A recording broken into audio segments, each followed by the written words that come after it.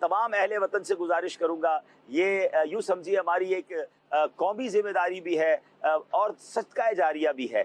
हमारे वतन में इस वक्त जो क्लाइमेट डिसऑर्डर है आपके सामने है, बारिशों की वजह से सैलाब आ जाता है, गर्मियों की वजह से लोग तकलीफ में आ जाते हैं, मौसमी तगय्युरात बहुत हो रहे हैं। तो हमें चाहिए कि अपने वतन को सरसब्ज़ व शादाब करने के लिए हर पाकिस्तानी इस बार इस महीने में एक पौधा लगा ले और उस पौधे का ख्याल रखे। जिस तरह अपने बच्चों का ख्याल रखते हैं इस तरह पौधों का ख्याल रखें। इंशाअल्लाह अगर 25 करोड़ पाकिस्तानी बताए जाते हैं, 25 करोड़ अगर पौधे लग के दरख्त बन गए, हमारा वतन सरसब्ज़ व शादाब हो जाएगा। FGRF तो अपने हिस्से का चराग जला रहा है। हम लाखों पौधे ज़रूर लगा रहे हैं मगर ज़रूरत करोड़ों पौधों की है। तो हम ये समझ लें कि ये अवेयरनेस भी दे रहे हैं कि सब मिल के पौधे लगाएं और इसकी बरकतें लूटें। शजरकारी जो है ये ऑक्सीजन की फैक्ट्रियां हैं। ये आने वाली नस्लों के लिए इंशाअल्लाह यूँ समझिए हम अपने आने वाले बच्चों को एक अच्छा एनवायरनमेंट दे रहे हैं। ज़ाहिर है कि बहुत सारे हो सकता है ऐसे दरख्त बनेंगे कि शायद हम ना देख सकें, मगर हमारी आने वाली नस्लें इससे फ़ायदा उठाएंगी और हमारे लिए सदका जारिया होगा। दरख्त लगाओ लगाओ दरख्त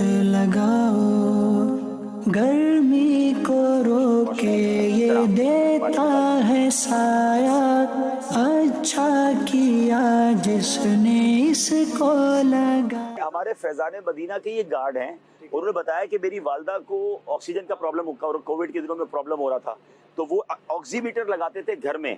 तो उसके बाद उनकी वालदा का मिसाल के तौर पे 60, 65, 70 रहता था, ऑक्सीजन लगानी पड़ती थी।